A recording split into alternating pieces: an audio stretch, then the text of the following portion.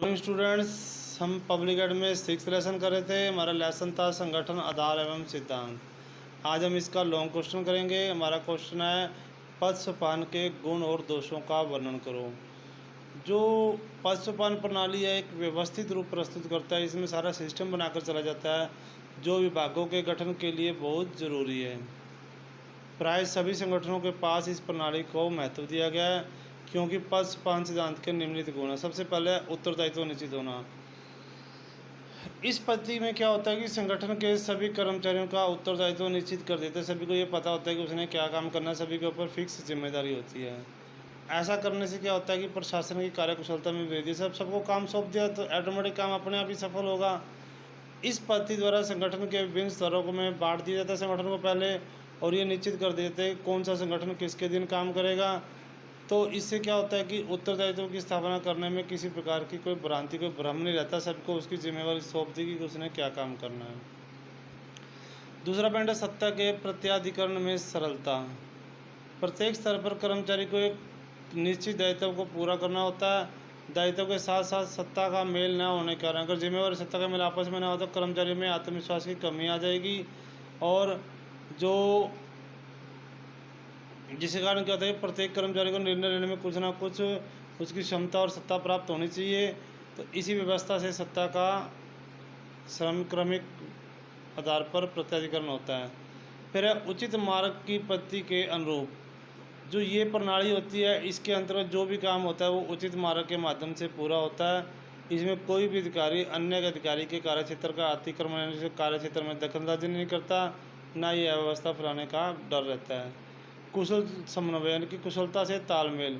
इस सिद्धांत का सबसे बड़ा लाभ ये है कि इसमें एकीकरण और पृथक्करण दोनों का ही समन्वय पाया गया है। श्रम विभाजन के साथ साथ एकीकरण की व्यवस्था भी इसमें की जाती है। श्रम विभाजन मतलब सबको उनका उनका काम बांट दिया। फिर प्रशासकीय संगठन के लिए ज़रूरी है कि इस पद्धति के से प्रशासन के सभी कर्मचारी एक सामान्य लक्ष्य की प्राप्ति के लिए मिलकर कोशिश करते हैं, और इस प्रकार प्रशासकीय इकाइयों में आपस में तालमेल की स्थापना हो जाती है। तो एक लेखक ने यह भी कहा है कि प्रशासन में इसकी वही उपयोगिता है जो सीमेंट और चूने की भवन को बनाने में है, यानी कि पद सोपान प्रणाली का होना बहुत ज़रूरी है। नेतृत्व का स्पष्ट आभास मिलता है। इसमें क्या होता है कि संगठन को विभिन्न स्तरों में बांट दिया जाता है और ये निर्धारित कर देते हैं कौन बंदा किसके नेतृत्व में काम करेगा या किसने किसका नेतृत्व करना है। तो इससे क्या होता है कि परस्पर भ्रम का विकास नहीं हो पाता, और प्रत्येक कर्मचारी को अपने उच्च अधिकारी का ज्ञान होता है कि उसने किसके नीचे काम करना है। आदेश के सूत्र सुगमतापूर्वक बड़ी आसानी से प्रभावित होते हैं। इस सदन का सबसे बड़ा लाभ है कि इसके द्वारा जो भी आदेश होती है उसका एकता के सिद्धांत को पूर्ण मान्यता दी गई है, जिससे संगठन के उच्च अधिकारी द्वारा दिए गए आदेश को प्रशासनिक संगठन के जितने भी डिपार्टमेंट सभी स्तरों में सरलतापूर्वक उसको तक पहुंच जाते हैं, और उसमें इन आदेशों के प्रसारण में किसी प्रकार की असुविधा नहीं होती। तो पूरी व्यवस्था में इसी प्रकार का लाभ होता है। फिर है कार्यकुशलता। इसमें क्या होता है गठित विभागों में कार्यकुशलता बहुत ज़्यादा पाई जाती है। सापेक्षिक तौर पर जो उत्तरदायित्व मिलता है उनको नियंत्रण, समन्वय, नेतृत्व, एकता, ये सारे गुण मिलकर उसकी कार्यकुशलता को बढ़ा देते हैं, जिससे विभाग चुस्त दुरुस्त होकर काम करता है। अधिकारियों की कार्यकुशलता में वृद्धि होती है, वे अपने कर्तव्य का निर्वाह बड़े अच्छे से करते हैं। अब आता है इसके दोष क्या हैं। देखो, हर एक चीज़ के फायदे के साथ साथ नुकसान भी होता है, इस तरह इसके दोष भी हैं। हमने पहले भी किया, ये सबसे पहला पॉइंट इसमें निर्णयों में देरी। पशुपालन के निर्णयों में देरी आती है क्योंकि प्रस्ताव या निर्णय प्रत्येक पद से होकर गुजरता है, संबंधित अधिकारी तक पहुंचता है, और फिर वहां से वापस स्वीकृति मिला, वापस उसी पदों के द्वारा वो वापस जहाँ से शुरू होता है वहीं पहुंचता है। तो इस समुचित माध्यम में बड़े कठोर नियम होते हैं, जिसके कारण प्रस्ताव के आने जाने में अनेक सीढ़ी से होकर गुजरना पड़ता है, जिससे महीनों लग जाते हैं। तो ये इसका सबसे बड़ा दोष है। फिर लाल फीताशाही। इसमें क्या होता है कि अनावश्यक विलंब और लंबी प्रक्रिया की वजह से लाल फीताशाही और नौकरशाही को बढ़ावा मिलता है, जिससे प्रशासन में गति नहीं आती। ये अधिक खर्चीली पद्धति है क्योंकि इसमें अनावश्यक खर्च का जन्म होता है, क्योंकि एक काम को कुछ व्यक्ति आराम से कर सकते हैं, लेकिन पशुपालन के कारण अनेक स्तरों होने के कारण कर्मचारी की नियुक्ति होती है, उनको तनख्वाह दी जाती है, जिससे कार्यालय के ऊपर खर्च का बोझ बढ़ जाता है।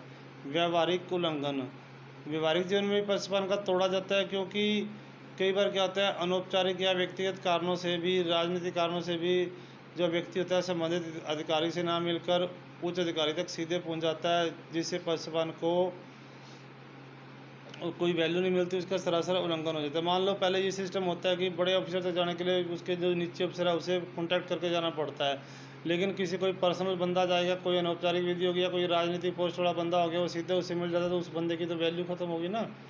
केवल औपचारिकताएं, पक्षपान केवल औपचारिकता पर आधारित है। प्रत्येक मामलों का तभी विचार एवं कार्रवाई होती है जब वह उचित माध्यम से उच्च अधिकारी के सम्मुख प्रस्तुत किया जाता है। कई बार तो इसके परिणाम भी बड़े घातक होते हैं, नुकसानदायक होते हैं। तो आज आपने ये लॉन्ग क्वेश्चन राइट करना है और इसको लर्न करना है। ओके।